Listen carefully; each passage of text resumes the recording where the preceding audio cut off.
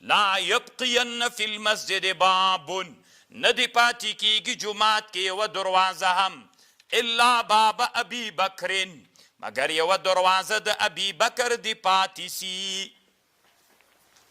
طالبانو دلته خود سی وی ټولې دروازې دی بندې سی د ابوبکر صاحب دروازه دی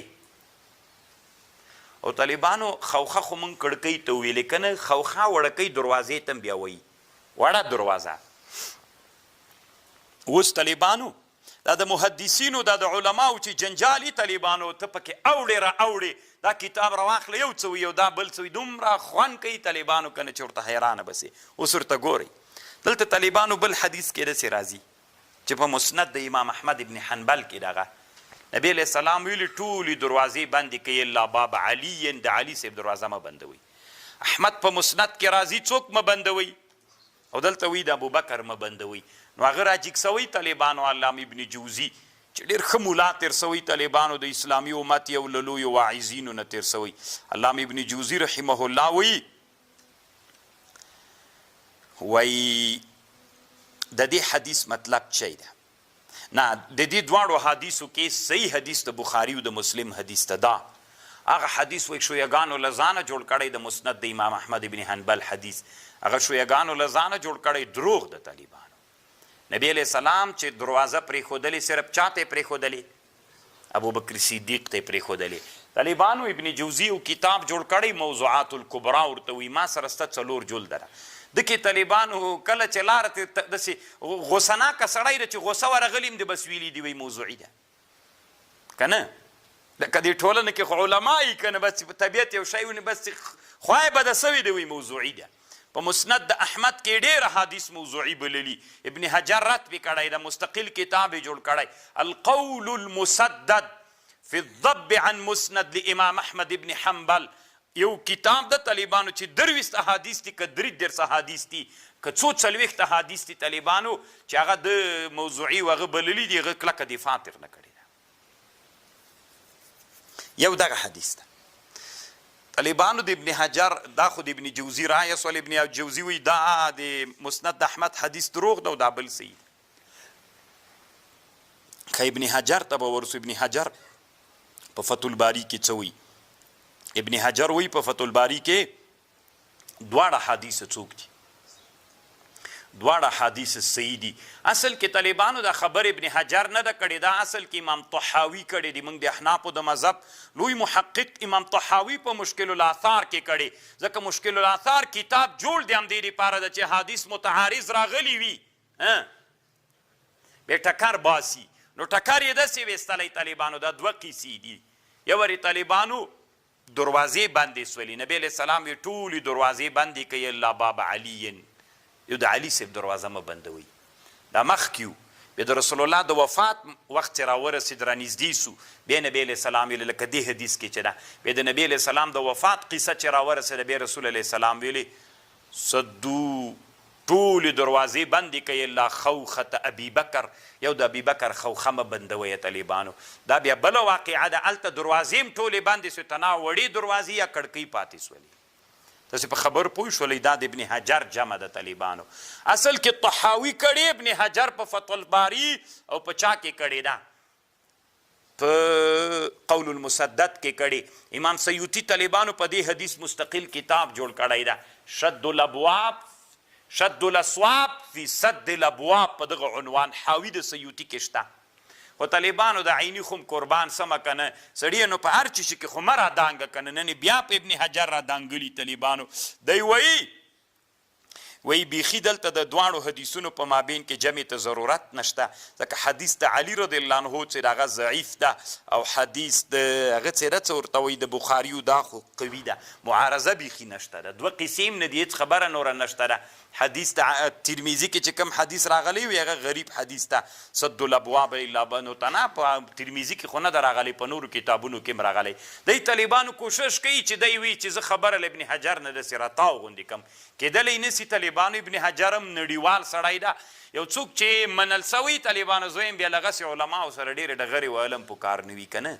اوس مثلا ټولنه کې یو ملا ده او هغه ټولو خلکو منلی ده دوی له اوس نوی راوتلی بس تم ځانو سره وایي طالبانو خوږ بسې ګوره تاوان به درته وکړي که نه.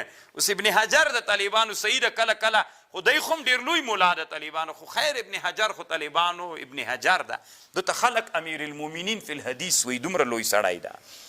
داسې ما په خبر پوه شولی که نه درځنو. رښتیا یوه طالبانو نبی علیه السلام چې په مرض الموت کې دغه مرض کې چې رسول الله وفات کېد، په دې مرض کې رسول صلی الله علیه وسلم څنګه سو مانځه ته دی مختار که دا امامت صغرا و، نو چې امامت صغرا ته دی مختار که طالبانو، پس له مرګ نه امامت الکبرا هم دی د حق ده. خبر باندې پوه سئ د ابوبکر صدیق صاحب او رښتیانن طالبانو ډېره خوندوره سیاستولي هم کړې د اسلام. ابوبکر صدیق صاحب، عمر رضی الله عنه، بیا د عثمان رضی الله عنه نه وروسته د دې طالبانو تشنجات او جنجالونه پیدا سوي دي، خو تر ټولو نه ډېره خوندور طالبانو خلافت عمر صاحب کړی ده، بیخي ډېر خطرناک. ځه وبه قال حدثنا عبد الله بن محمد بن الجعفي قال حدثنا وهب بن جرير قال حدثنا ابي قال سمعت يعلى بن حكيم عن اكرمه عن ابن عباس قال خرج رسول الله صلى الله عليه وسلم في مرضه الذي مات فيه. نبی علیہ السلام طالبانو غ مرض کی چې وفات کېده راووت، سر یې تړلی و په ټوټه باندې، فقعد على المنبر، کېناست، فحمد الله واثنى عليه. طالبانو اله نننی حدیث ته چې نبی علیہ السلام په ناسته خطبه وایي، رسول علیہ السلام ټولې خطبې په ولاړې دي طالبانو.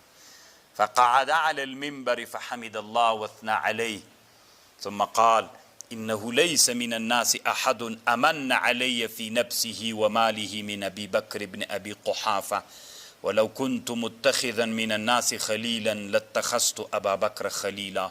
طالبانو خلیل چاته وي؟ خلیل دې ته ویل کېږي طالبانو خلت یوه مرتبه ده، دا داسې مرتبه ده چې زړه ته راننوته بل څوک نه پکې جیږي. یو د محبت مرتبه ده طالبانو، یو د خلت مرتبه ده. ډېر محبتونه په زړه کې جیږي، خو یو محبت ته یو څوک دې په زړه کې نه نویسته، نورو تم جایوي، بل تم جایوي، بل تم جایوي. خو خلت داسې مرتبه ده طالبانو چې هغه مرتبه زړه ته راغله بیا نور نه جایوي، دا داسې خطرناکه مرتبه ده. نو ځکه نبی علیه السلام ویلې که ما بل دما خلیل الله ده، که له الله نه مې بل څوک خلیل نیولی ما به دی خلیل نیولی، خو بل خلیل کیږي نه، د خلت سره بل جیږي نه. خو دا د اخوت اسلام هم دا بس ده. ولكن خلة الاسلام افضل صدوا عني كل خوخ في هذا المسجد غیر خوخة ابي بکر. الله مو مسجد النبوي ته بوزه طالبانو چې مسجد النبوي ته ننوتلی، نو طالبانو د باب السلام طرف ته چې ننوځئ وړاندې چې لاړ سي، هلته یوه کړکۍ باندې لیکلي دي خوخة ابي بکر، اوس هم طالبانو په ده نامه باندې سته خوخة ابي بکر. یو ورځ داسې 10 بجې به وي، والد رحمه الله، ما والد رحمه الله یو ځای عمرې ته تللي، نو بیا خوخې د ابي بکر پسې وګرځېدلو طالبانو، هلته لږ ډېر ځنډ پاتې سولو، لیکلي دي پې باندې خوخة ابي بکر. نو طالبانو چې سړی عالم وي سړي ته پته لګېږي چې څه کیسه وله که نه، او چې عالم نه نو بیا څه پته درته لګېږي. طالبانو الله مو علما که علم دومره یو خوندوره مزه لري که نه چې ته به ورته حیرانه سي. او په دې کې د علماو اختلاف د طالبانو، مرتبه د محبت افضله ده که مرتبه د خلت افضله ده. د علماو درون جنجال ده پکې، اکثر علما وایي چې د خلت مرتبه. طالبانو یو کتاب د ابن القیم جوړ کړی، دا محبت سره دا مرتبې لري، عشق و محبت 100 مرتبونه طالبانو تقریبا 100 نمونه لري. روضة المحبین و نزهة المشتاقین، ابن القیم رحمه الله په دې نامه کتاب جوړ کړی. هغه نادری دي په دې کتاب کې طالبانو چې ورته حیرانه بسي، خو ګوري به طالبانو دا کتاب پیدا کوي به وګوري خوند به ترې واخلي. که ډېر ښه ملا تېر سوی